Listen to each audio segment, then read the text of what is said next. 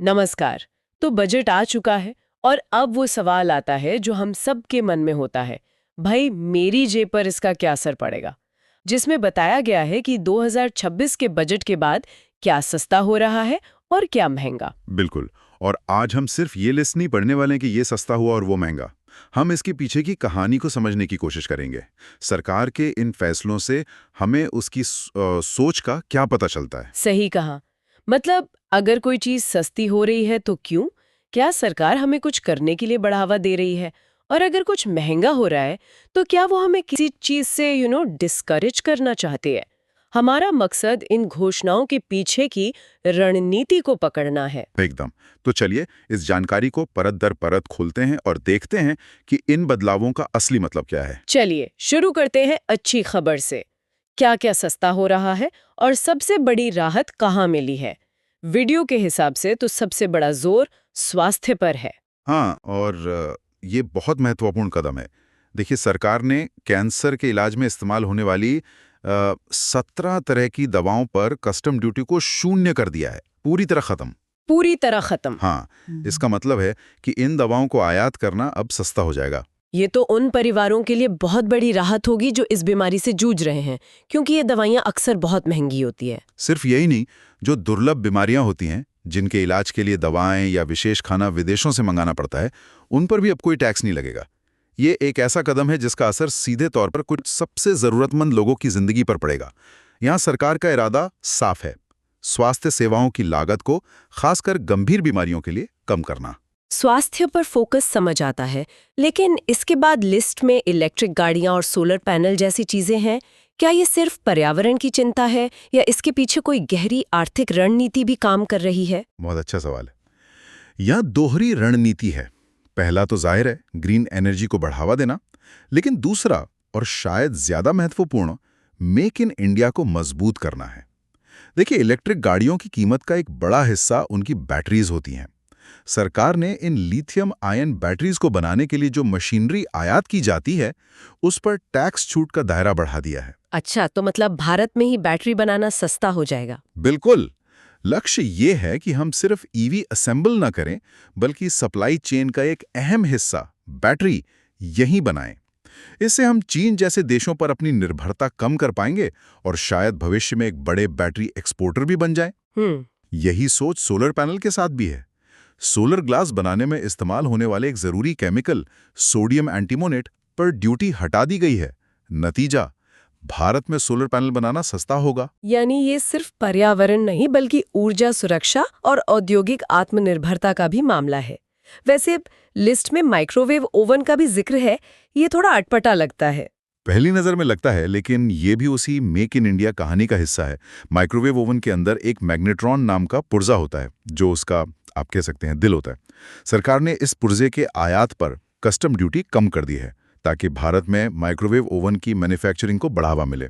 सरकार भारत को consumer electronics का एक ग्लोबल हब बनाना चाहती है, और ये छोटे छोटे कदम उसी दिशा में हैं। वाह, मतलब हर छूट के पीछे एक बड़ी तस्वीर है। अब कपड़ों, जूतों और खेल के सामान की बात करते हैं। सोर्स में कहा गया है कि लेदर के जूते और बैग भी सस्ते होंगे। इसका क्या कारण हो सकता है? इसका सीधा कनेक्शन एक्सपोर्ट यानी निर्यात को बढ़ावा देने से है। भारत पारंपरिक रूप से चमड़े, कपड़े और समुद्री उत्पादों का एक बड़ा निर्यातक रहा है। इन सेक्टरों में इस्तेमाल होने वाले कच्चे माल पर टैक्स में छूट दी गई है। तर्क सीधा है, अगर हमारे निर्माताओं के लिए कच्चा माल सस्ता होगा तो उनकी उत्पादन लागत घटेगी। इससे वे अंतर्राष्ट्रीय बाजार में ज्यादा प्रतिस्पर्धी बन पाएंगे और अपना एक्सपोर्ट बढ़ा सकेंगे। और इसका फायदा शायद हमें यानी घरेलू ग्राहकों को भी मिलेगा, क्योंकि कंपनियां घटी हुई लागत का कुछ लाभ तो आगे देंगी ही। उम्मीद तो यही है, कीमतें कम हो सकती हैं या कम से कम बढ़ेंगी नहीं। अच्छा, ये तो मैंने सोचा ही नहीं था। बजट की घोषणाओं से विदेश घूमना भी सस्ता हो सकता है। ये कैसे काम करता है? ये तो काफी लोगों के लिए एक बड़ी खबर होगी। हाँ, ये एक दिलचस्प बदलाव है। यहाँ बात टीसीएस यानी टैक्स कलेक्टेड एट सोर्स की है। पहले विदेशी टूर पैकेज पर एक सीमा के बाद 20% तक टीसीएस लगता था, जो एक बहुत बड़ी रकम होती थी। एक मिनट, ये टीसीएस थोड़ा कंफ्यूजिंग हो सकता है। क्या ये कोई एक्स्ट्रा टैक्स है जो हमेशा के लिए चला जाता है? ये एक बहुत ही आम सवाल है। असल में टीसीएस कोई एक्स्ट्रा टैक्स नहीं है। इसे एक तरह का एडवांस टैक्स का डिपॉजिट समझिए। सरकार इसे ऊंची कीमत वाले लेन देन को ट्रैक करने के लिए इकट्ठा करती है।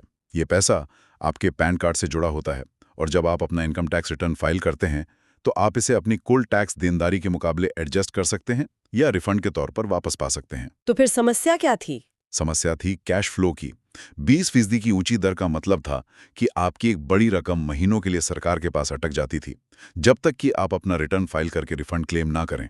अब सरकार ने इस दर को घटाकर सिर्फ 2% कर दिया है और कोई ऊपरी सीमा भी नहीं रखी है। इसका मतलब यह है कि आप टूर पैकेज बुक करते समय आपकी जेब से तुरंत बहुत कम पैसा निकलेगा। ये तो बहुत बड़ी राहत है। इसी तरह हवाई यात्रा के भी सस्ते होने की बात कही गई है। हाँ, इसका कारण भी मेक इन इंडिया से जुड़ा है। सरकार भारत को एयरक्राफ्ट के रखरखाव, मरम्मत और ओवरहॉल, जिसे एमआरओ कहते हैं, उसका हब बनाना चाहती है। इसके लिए एयरक्राफ्ट के पुर्जों और रखरखाव से जुड़ी चीजों पर कस्टम ड्यूटी हटा दी गई है।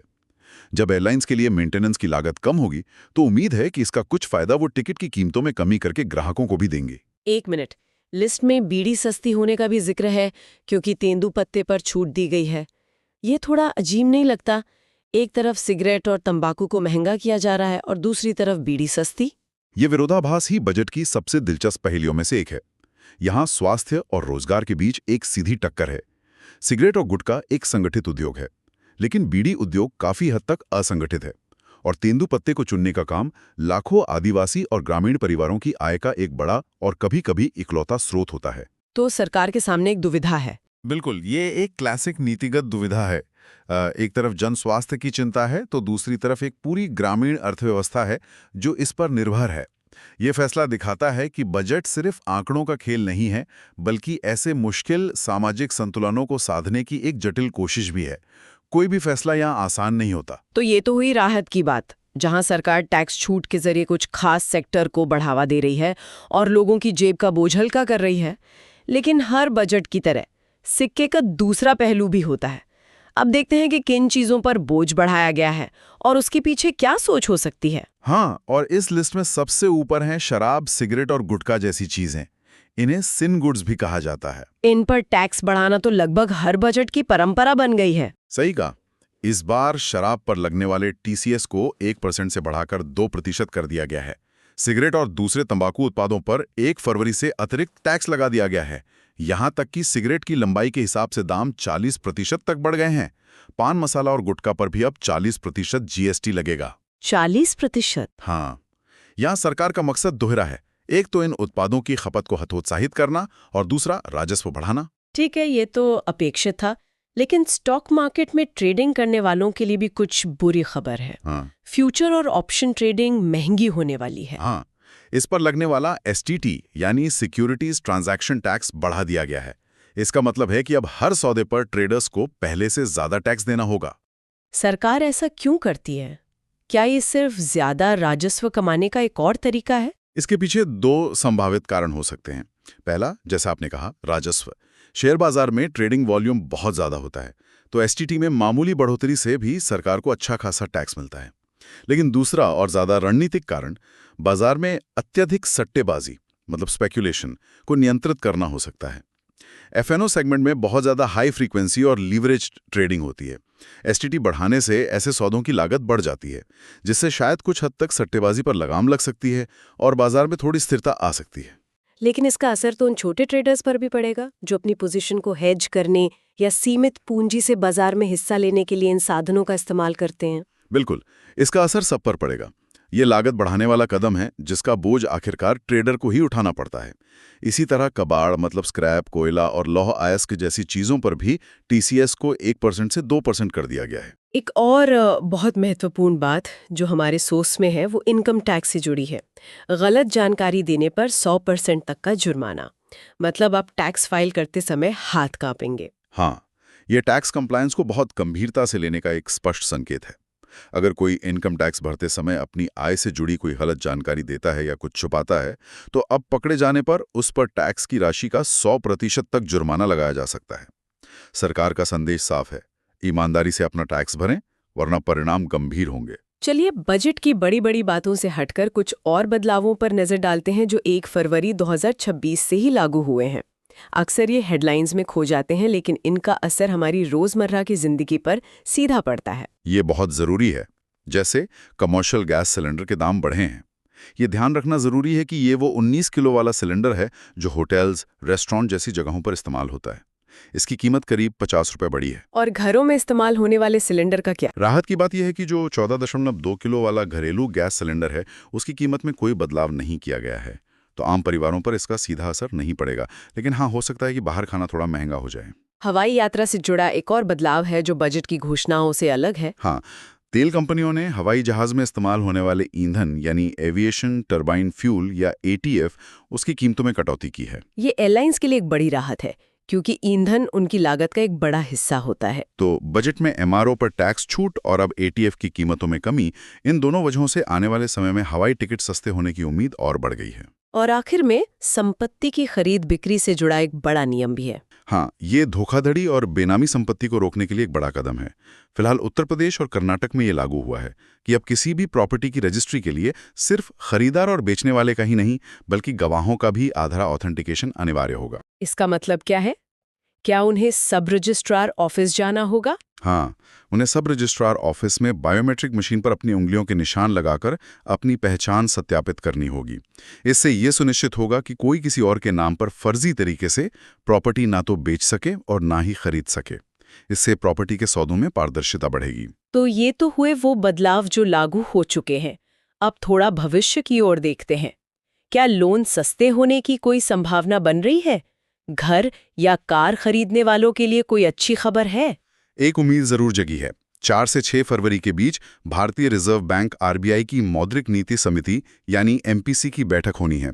बाजार में ऐसी चर्चा है कि महंगाई दर में नरमी को देखते हुए आरबीआई रेपो रेट में 0.25% यानी 25 बेसिस पॉइंट्स की कटौती कर सकता है। और अगर रेपो रेट कम होता है तो उसका सीधा मतलब है कि बैंकों के लिए आरबीआई से पैसा लेना सस्ता हो जाएगा। बिल्कुल। और जब बैंकों की लागत कम होती है तो उन पर यह दबाव बनता है कि वे इसका फायदा अपने ग्राहकों को भी दें। यानी होम लोन, कार लोन और पर्सनल लोन की ब्याज दरें कम हो सकती हैं, जिससे ईएमआई का बोझ घटेगा। हालांकि ये फैसला पूरी तरह से एमपीसी का होगा, लेकिन संकेत सकारात्मक हैं। तो कुल मिलाकर इस पूरे विश्लेषण से एक साफ तस्वीर उभर रही है। सरकार एक तरफ स्वास्थ्य, ग्रीन एनर्जी और मेक इन इंडिया को टैक्स छूट के जरिए बढ़ावा दे रही है, और दूसरी तरफ शराब, सिगरेट जैसी आदतों, शेयर बाजार में बहुत ज्यादा सट्टेबाजी और टैक्स की जानकारी में गड़बड़ी करने को महंगा और मुश्किल बना रही है। हर नीति के पीछे एक व्यवहार को प्रोत्साहित करने और दूसरे को हतोत्साहित करने का इरादा साफ दिखता है। ये एक बहुत ही दिलचस्प सारांश है। इससे हमें बजट के टुकड़ों को जोड़कर एक पूरी कहानी देखने में मदद मिलती है। बिल्कुल। और यहाँ एक विचार करने वाला सवाल ये उठता है, सरकार टैक्स में छूट और शुल्कों में बदलाव के जरिए मेक इन इंडिया और ग्रीन एनर्जी को जो जोरदार बढ़ावा दे रही है, क्या ये प्रोत्साहन काफी है? क्या ये भारत को इन महत्वपूर्ण क्षेत्रों में सिर्फ आत्मनिर्भर बनाने के लिए या फिर एक वैश्विक नेता के रूप में स्थापित करने के लिए एक ठोस नींव तैयार करेगा? इस पर सोचना दिलचस्प होगा।